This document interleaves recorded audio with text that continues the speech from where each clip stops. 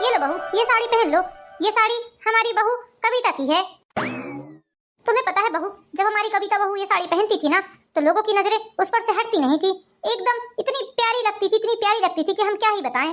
Mummy जी, मेरे पास बहुत सी साड़ियां हैं, मैं उन साड़ियों में से कोई भी साड़ी पहन लूंगी। दीदी की साड़ी आप रहने दीजिए, आप रखिए अपने पास, मैं अपनी साड़ी ही पहन लूंगी। क्यों, क्या हुआ? तुम्हें कौन सा परहेज है हमारी बहू की साड़ी पहनने से? अरे हमारी बहू लाखों और करोड़ों में एक थी, वो तो भगवान को समय से पहले प्यारी हो गई हमारी बहू, वरना वरना क्या ही बताएं हम तुम्हें। मम्मी जी, मेरे पास बहुत सी साड़ियां हैं, नई नई साड़ियां हैं, मैं वही साड़ी पहनूंगी शादी में। आप इस साड़ी को अपने पास ही रखिए, मैं नहीं पहन सकती हूँ दीदी की साड़ी। हम बोलते हैं, जब तुमने उसके पति को अपना लिया तो उसकी साड़ी को अपनाने में तुम्हें कौन सी दिक्कत है? ये बताओ, उसके पति के साथ तुम रह रही हो या नहीं रह रही हो? उसके पति के साथ तुम्हारा रिश्ता बन गया है तो उसकी हर एक चीज के साथ तुम्हारा रिश्ता बन गया है, समझो। लेकिन मम्मी जी, मैं तो बस करो बहू, लेकिन कुछ नहीं सुनना है हमें। हमने बोल दिया तुम्हें ये साड़ी पहननी पड़ेगी और इसी साड़ी को पहनकर आज तुम पार्टी में आओगी, बता देते हैं हम। ये है सुशीला देवी। सुशीला देवी का एक ही बेटा है, जितेंद्र। जितेंद्र और कविता की शादी 8 साल पहले हुई थी। सुशीला देवी की बहू कविता देखने दिखाने में बहुत ही ज्यादा खूबसूरत थी और सर्वगुण संपन्न थी, सारे घर को लेकर चलती थी। शादी के 1 साल बाद वो गर्भवती हुई।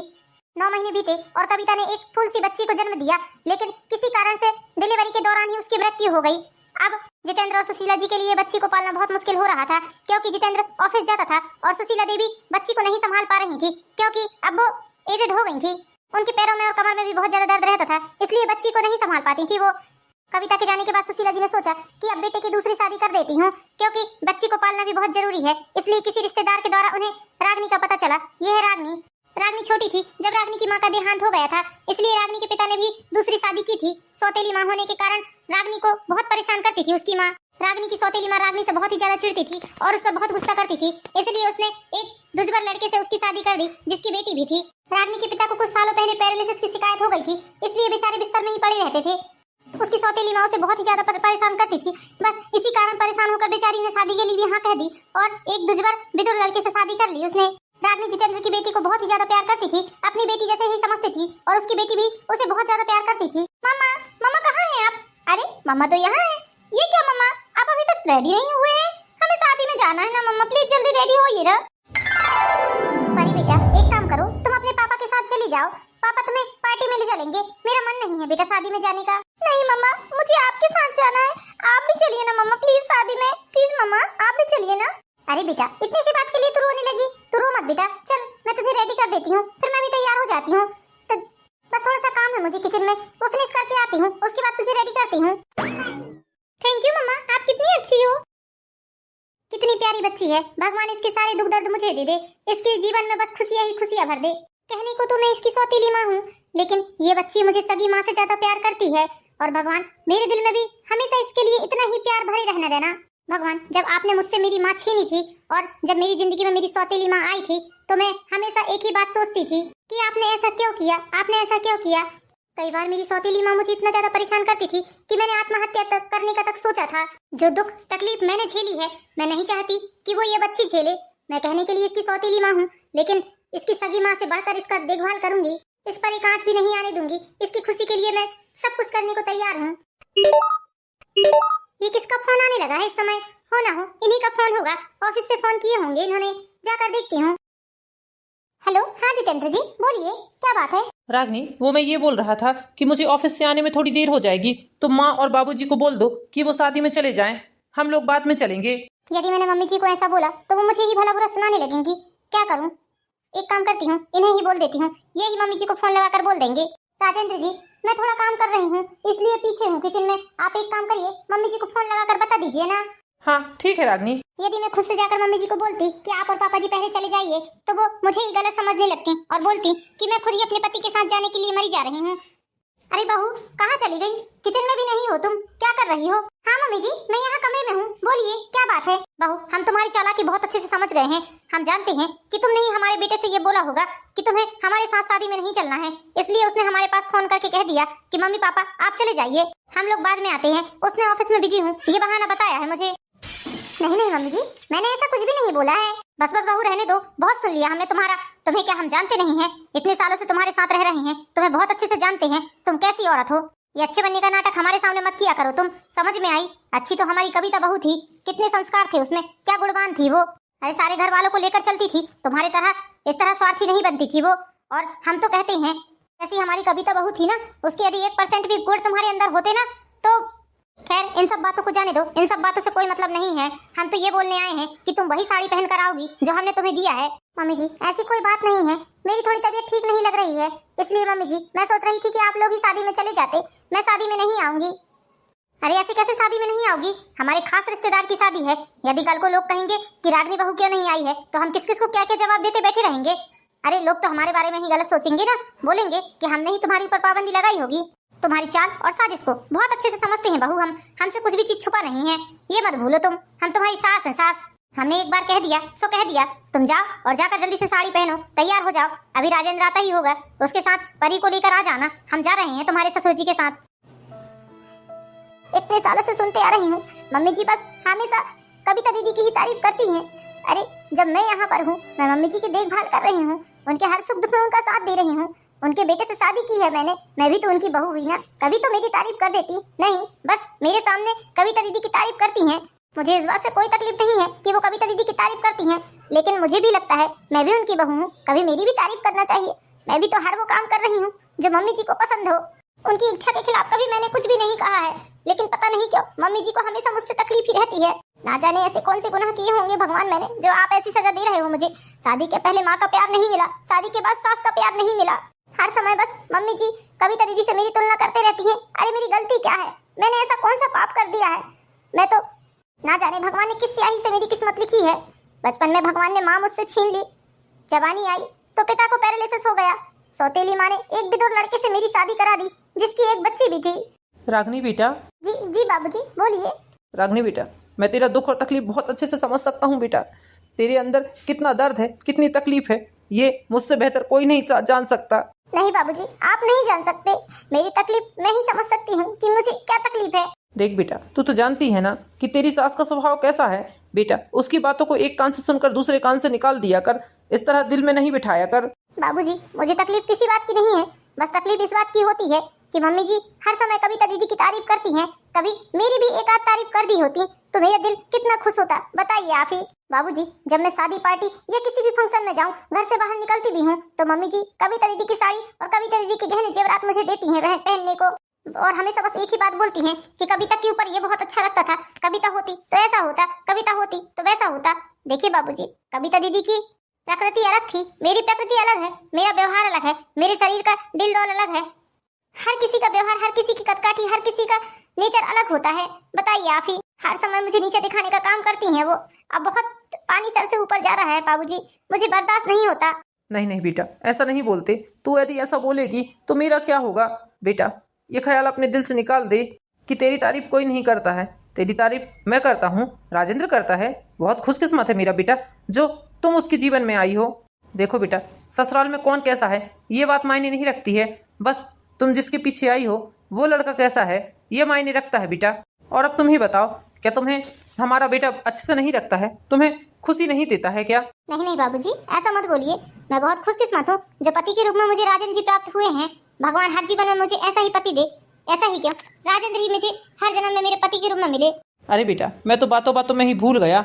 बेटा तुम्हारी सास गाड़ी में बैठी हुई है और मैं भी जा रहा हूँ, तुम थोड़ा ख्याल रखना और घर को अच्छे से लॉक करके आना। बाबूजी मम्मी जी ने मुझे कविता दीदी की साड़ी दी है और ये बोला है कि तुम उसकी साड़ी ही पहन कर आओगी, वरना समझ जाना। देखो बेटा, यदि तुम्हें पहनना होगा तो पहन लेना, मैं इस बारे में कुछ नहीं बोल सकता। तुम्हारा मन नहीं है तो मत पहनो। बाबूजी मैं सच बताती हूँ, जो चीज जहाँ है, जिसका स्थान जहाँ है, वो चीज वहीं अच्छी लगती है। इसलिए बाबूजी मुझे अपने ही स्थान पर रहने दिया जाए, मुझे बड़ी दीदी के साथ तुलना ना की जाए। हर समय बस मम्मी जी मुझे दीदी की रखी हुई साड़ियाँ निकाल कर दे देती हैं और बोलती हैं हर कार्यक्रम में तुम यही इसी की साड़ियाँ पहन कर जाया करो। अब बताइए पापा जी, मैं कितने बार दीदी की साड़ियाँ निकाल कर पहनूंगी। मैं भी जॉब करती हूँ, मेरा भी जीवन है, मैं चाहूँ तो अभी इसी वक्त इस घर से जा सकती हूँ, लेकिन मैं ऐसा कभी नहीं करूंगी बाबूजी, क्योंकि मैं जानती हूँ मेरी गुड़िया परी और मेरे पति मुझसे बहुत प्यार करते हैं, और आप जो ससुर के रूप में मुझे पिता समान मिले हैं, मैं उन्हें बिल्कुल भी नहीं खोना चाहती बाबूजी। अरे क्या हुआ, चलो भी अब जल्दी, देखो समय होते जा रहा है। ठीक है बेटा, मैं चलता हूँ, समय हो चुका है शादी में जाने के लिए। जैसे ही राजेंद्र आता है तुम भी फट से तैयार होकर आ जाना। जी ठीक है बाबूजी, आप लोग जाइए, हम लोग आते हैं अभी। ना जाने मम्मी जी के दिमाग में ऐसा कौन सा भूत सवार है जो हर समय मुझे दीदी की रखी हुई साड़ियाँ पहनने के लिए दे देती हैं। अब उनके पति को अपनाया है, इसका मतलब ये नहीं है कि उनकी हर चीज को अपना लूं मैं। उनकी चीज जहाँ है वहीं व्यवस्थित रहनी चाहिए। राजेंद्र जी को अपनाना मेरी मजबूरी थी, लेकिन उनके साथ रहकर मुझे ऐसा कुछ भी नहीं लगता है कि मेरी शादी गलत जगह पर हुई है। बस मम्मी जी के थोड़ा सा स्वभाव कड़क है। मम्मा दादा दादी तो चले गए, हम किसके साथ जाएंगे अब? अरे परी बेटा, हम आपके पापा के साथ जाएंगे। आपके पापा बस आते ही होंगे ऑफिस बंद करके, इसलिए हम दोनों ही शादी में जाएंगे। ये ठीक है मम्मा, अब हम सब लोग साथ में जाएंगे।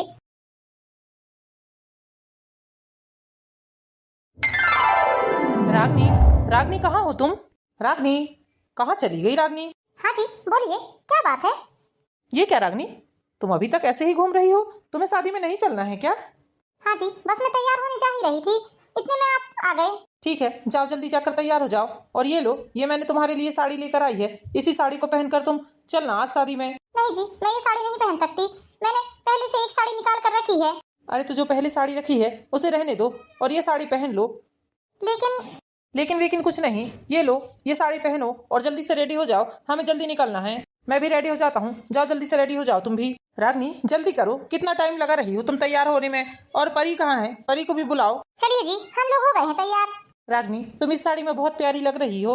हाँ पापा, आपने सच बोला, मम्मा कितनी सुंदर लग रही हैं इस साड़ी में। अब दोनों बाप बेटी मिलकर मेरी इतनी भी तारीफ मत करिए। चलिए, हमें शादी में जाने में लेट हो रहा है। यदि मम्मी जी ने मुझे इस साड़ी में देख लिया तो शादी में ही तमाशा ना करने लगे। लेकिन मुझे डरने की बात नहीं है, मुझे तो इन्होंने दी है ये साड़ी। यदि मम्मी जी मुझसे कुछ भी बोलेंगी तो मैं तो साफ साफ बोल दूंगी कि ये साड़ी मुझे आपके बेटे ने दी है और बोली है कि यही साड़ी पहनकर शादी में चलना है आज तुम्हें। रागनी अब चलो भी, यहाँ खड़ी खड़ी क्या देख रही हो? अरे जितेंद्र बेटा, आ गए तुम लोग का ही रास्ता देख रही थी मैं। हाँ चाची जी, प्रणाम चाची जी। और आप कैसे हैं? मैं तो बढ़िया हूँ बेटा। प्रणाम चाची जी। खुश रहे बिटिया, खुश रहे। बड़ी सुंदर लग रही है बिटिया, तू तो ऐसा लग रहा है मानो साक्षात लक्ष्मी आ गई हो। धन्यवाद चाची जी आपका। ठीक है बेटा, मैं और मेहमानों को देख कर आती हूँ, तब तक तुम लोग खाना खा लो। रागनी तुम सच में बहुत ही ज्यादा सुंदर लग रही हो। थैंक यू जी, आपने जो इतनी सुंदर साड़ी लाई है इससे मेरी और ज्यादा सुंदरता बढ़ गई है। रागनी तुम्हारी इतनी हिम्मत, मैंने तुम्हें जो साड़ी दी थी आखिर तुमने उस साड़ी को नहीं पहना। मैंने जब तुमसे बोला था कि कविता बहू की साड़ी पहन लेना तो तुम्हें क्या परहेज था उसकी साड़ी पहनने में? ये बताओ, तुमने आखिर अपनी मन की ही की, जो तुम्हें करना था तुमने वही किया। तुम बोल ही रही थी मुझसे कि तुम वो साड़ी नहीं पहनती। माँ, रागनी आपकी दी हुई साड़ी ही पहन रही थी, लेकिन मैंने ही उससे जिद की, मैंने ये साड़ी उसे ला कर दी है आज ही, और मैंने ही बोला है कि ये साड़ी पहन कर आए। देख रही हूँ बेटा, तू बहुत ही ज्यादा सह दे रहा है अपनी पत्नी को। अरे बेटा, यदि तू इसी तरह उसे सह देती रहा ना तो देखना एक दिन पछताएगा। तुझे क्या जरूरत थी बहू को दूसरी साड़ी लाकर देने की? जब साड़ियाँ रखी हैं तो उन्हीं साड़ियों को क्यों नहीं पहनती है ये? जरूर इसने ही तुझसे बोला होगा कि इसे दूसरी साड़ी चाहिए, इसलिए तूने इसे दूसरी साड़ी लाकर दी है ना? मैं जानती हूँ अच्छे से। सारी अलमारी कविता बहू की साड़ियों से भरी पड़ी है, तुझे जरा भी अकल नहीं है। उन साड़ियों को क्या फेंकेगा तू? कम से कम ये वो साड़ी पहनती तो हमें कविता बहू की कमी महसूस नहीं होती। कविता बहू रहती आज हमारी ना, तो अब हम क्या बताएं। इस साड़ी को पहनकर तो तुम बहुत ही ज्यादा इतरा रही हो। अरे दो चार लोगों ने तुम्हारी तारीफ क्या कर दी तो तुम अपने आप को कहीं की हुर की परी समझने लगी हो क्या? अरे मेरी कविता बहू के आगे तुम्हारी कोई कीमत नहीं है, तुम उसके पैर की धूल भी नहीं हो। समझ में आई तुम्हें? यदि मेरी दी हुई साड़ी पहनती तो सारे शादी के मेहमान तुम्हारी तारीफ करते, सारे मेहमानों के मुंह से सिर्फ और सिर्फ तुम्हारी तारीफ निकलती। ठीक है, तुम्हारी मर्जी, जैसा करना हो वैसा करो। वैसे भी आजकल अब मेरी घर में चलती कहाँ है। रागनी तुम शादी में आई हो, शादी एंजॉय करो, तुम्हें ज्यादा दिमाग लगाने की जरूरत नहीं है, मैं हूं ना तुम्हारे साथ। मैं जानती हूँ जी, मम्मी जी की बात यही खत्म नहीं होगी। देखना मम्मी जी घर में जाकर फिर कोई बड़ा तमाशा करेंगी। रागनी मेरे होते हुए तुम्हें जरा भी टेंशन लेने की जरूरत नहीं है, मैं हूं ना। बस तुम शादी एंजॉय करो, घर में जो भी होगा वो सब मैं देख लूंगा। जितेंद्र ने समझाया जरूर, लेकिन रागनी ये बात जानती थी कि उसकी सास घर में जाकर बहुत ही ज्यादा झगड़ा करेगी। इस कारण से उसका मन भी थोड़ा फीका था। शादी खत्म हो जाती है, शादी खत्म होते ही जितेंद्र के माता पिता घर पहुंच जाते हैं और उनके बाद पहुंचती है रागनी और जितेंद्र। जैसे ही रागनी को शांति जी घर के अंदर आते देखती हैं, उनका पारा तो 7वें आसमान पर पहुंच जाता है। बहू, आज जो तुमने मेरी बेइज्जती की है इसके लिए मैं तुम्हें कभी माफ नहीं करूंगी। मेरी आज्ञा का पालन नहीं करके तुमने बहुत बड़ा गुनाह कर दिया है। आज तुमने साबित कर दिया कि तुम्हारी नजरों में मेरी कोई वैल्यू नहीं है, कोई इज्जत नहीं है, तुम मेरा कोई मान सम्मान नहीं करती हो। अरे मेरी कविता बहू रहती ना आज तो मुझे सर आंखों पर बैठा कर रखती, मुझे किसी चीज की कमी महसूस नहीं होने देती थी। वो अपनी माँ से बढ़कर मानती थी। वो कविता बहू की पैर की धूल के बराबर भी नहीं हो तुम। शांति तुम फिर शुरू हो गई, ले लेकर बहू के पीछे ही क्यों पड़ी रहती हो? तुम चुप करो जी, तुम्हें कुछ भी नहीं पता है। जब पता ना हो ना तो बीच में टप टप टप टप नहीं बोलना चाहिए। और बेटा तू भी ऐसा ही निकला। मुझे तुझसे ये उम्मीद नहीं थी। जब मैंने इसे कविता बहू की साड़ी दी तो इसने पहनी क्यों नहीं? इस रागनी बहू ने ही तुझसे साड़ी बुलवाई होगी। नहीं, इसने बताया होगा कि मुझे मेरी सौत की साड़ी दे रहे हैं। अरे क्या हो जाता यदि अपनी सौत की साड़ी पहन ही लेती तो? बस करो माँ, बहुत हो गया, बहुत बोल लिया आपने। अच्छा बेटा, अब तू अपनी माँ के सामने जबान चलाना भी सीख गया है। क्या सोचा था मैंने और तू क्या निकल गया? आज मेरी कविता बहू होती ना तो ऐसा नहीं होता। जब तक मेरी कविता बहू जिंदा थी ना, कभी उसने मेरे सामने नजर उठाकर बात नहीं की है। हमेशा मेरी हाँ में हाँ मिलाया करती थी, मेरे आदेशों पर चलती थी, मेरे बताए हुए रास्तों पर चलती थी। वो इतनी अच्छी थी। हमें तो ऐसा लग रहा है तेरी दूसरी शादी करवाकर हमने बहुत बड़ा गुनाह कर लिया है। हमारा बेटा हमसे दूर चला गया है, ऐसा लगता है। बंद करो शांति, बंद करो ये सब बकवास। मैं जानता हूँ ये सब बातें तुम क्यों कर रही हो। अरे तुम मुझे मत बताओ कि कविता बहू कैसी थी और कैसी नहीं। सच बोलते हैं लोग, जब इंसान नहीं रहता ना तभी उसकी कदर समझ में आती है। इंसान रहता है तो उसकी कोई कदर नहीं होती है, कोई वैल्यू नहीं रहती है। अच्छा, तो आपका कहने का मतलब क्या है? क्या मैं कविता बहू को प्यार नहीं करती थी, उसे चाहती नहीं थी? क्या मैंने उससे कभी लड़ा झगड़ा है? ये बताओ तुम।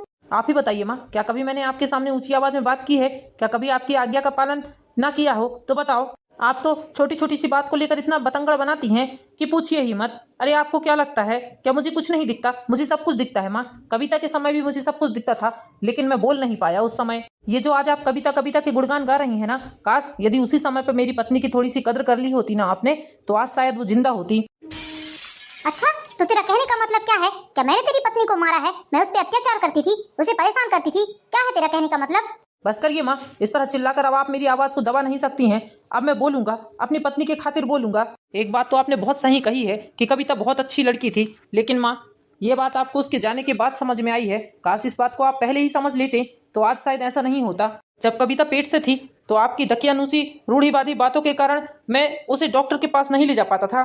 माँ, जब भी मैं कविता को डॉक्टर के पास ले जाने की बात करता था, आप हमेशा एक ही बात करती थी, अरे हमारे जमाने में डॉक्टर नहीं हुआ करते थे, हमारे जमाने में तो घर पर डिलीवरी हो जाती थी, आजकल के चोचले हैं ये। आप हमेशा मुझे ये बोलकर हॉस्पिटल जाने से रोक लेती थी कि यदि दवाई गोली बहुत ज्यादा खाएगी तो बच्चा पेट में ही मोटा हो जाएगा, जिसके कारण नॉर्मल डिलीवरी नहीं होगी, सीजर से डिलीवरी होगी। आपने एक बार से 2 बार मेरी पत्नी को डॉक्टर के पास नहीं ले जाने दिया, जिसके कारण उसके शरीर में खून की कमी हो गई और वो डिलीवरी के समय पे भगवान को प्यारी हो गई।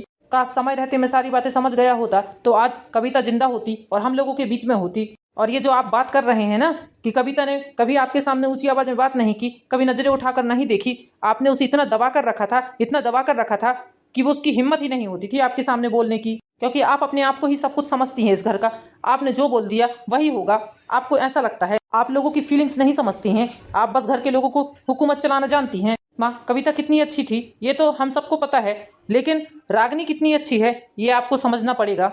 आप खुद सोचिए, रागनी ने मुझ जैसे विदुर आदमी से शादी की, एक बच्ची के बाप से शादी की, और देखिए हमारी बेटी को वो, और देखिए मेरी बेटी को उसने अपना लिया, मुझे अपना लिया, आप लोगों को अपना लिया। मेरी बेटी को कभी भी ये कमी महसूस नहीं होने दी कि उसकी माँ नहीं है। जब आप शाम को रागनी को भला बुरा सुना रही थी ना माँ, उस वक्त मैं घर पे आ गया था, लेकिन दरवाजे के पीछे से आपकी सारी बातें सुन रहा था। आप रागनी से ऐसा बोल रही थी ना माँ कि जब तुम कविता के पति को अपना सकती हो तो उसकी साड़ी को क्यों नहीं अपना सकती, उसकी साड़ी को क्यों नहीं पहन सकती। देखिए माँ, हर किसी की फीलिंग समझना चाहिए, जरूरी नहीं है कि जैसा हम सही सोचे वैसा ही हो। कविता की जो जगह है वो जगह हमेशा रहेगी। कविता हमारे बीच नहीं है, उसकी कमी हमें हमेशा महसूस होगी, लेकिन रागनी ने इस घर में आके जो हमें खुशियां दी हैं उसे भी भुलाया नहीं जा सकता, उसे नकार नहीं सकते हम लोग। इसलिए माँ, मैं आपसे हाथ जोड़कर विनती कर रहा हूँ कि कभी भी कविता और रागनी की तुलना ना करें। जब कविता जिंदा थी तब आपने कविता की कदर नहीं की, और आज रागनी है तो रागनी की कदर नहीं कर रही हैं। इंसान चला जाता है, उसके बाद उसकी अच्छाई बताने से कोई मतलब नहीं रहता। माँ ये बताइए, रागनी आपसे किस चीज की मांग करती है? कब उसने आपसे किसी चीज के लिए लड़ा झगड़ा है?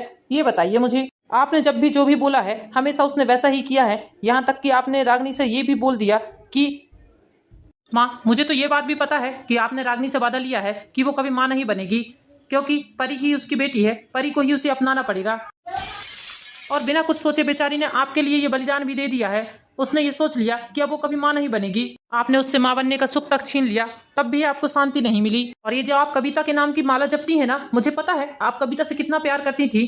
बस आप ये सोचती हैं कि जो कविता की रखी हुई साड़ियां हैं वो बेकार ना जाएं, उसे रागनी पहन पहन कर इस्तेमाल करे। बस आप ये सोचती हैं और कुछ नहीं। मुझे अच्छे से पता है आपकी चाल। बिल्कुल सही कहा बेटा तुमने, कहीं से भी गलत नहीं हो तुम। मैं तुम्हारी बातों का पूरी तरह समर्थन करता हूँ। माँ, यदि आपने रागनी के प्रति अपना व्यवहार नहीं बदला तो वो दिन दूर नहीं जब मैं अपनी बच्ची और रागनी को लेकर इस घर से चला जाऊंगा।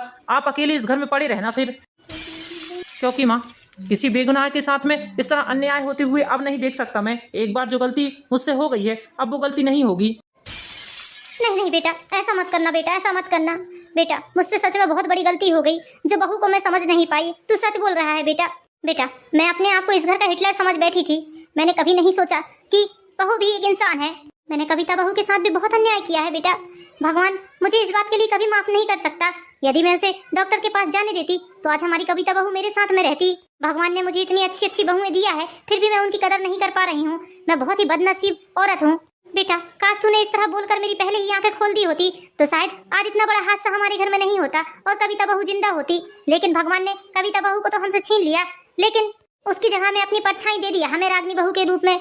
अब मैं रागनी बहू के साथ अन्याय नहीं करूंगी। रागनी बहू मुझे माफ कर दे बेटा, मैंने बहुत अन्याय किया है। इतने सालों से तुझ पर बहुत ही ज्यादा अत्याचार कर रही हूँ मैं बेटा। हर किसी की अपनी अपनी एक जगह होती है, तेरी जगह तुझसे कोई नहीं छीनेगा।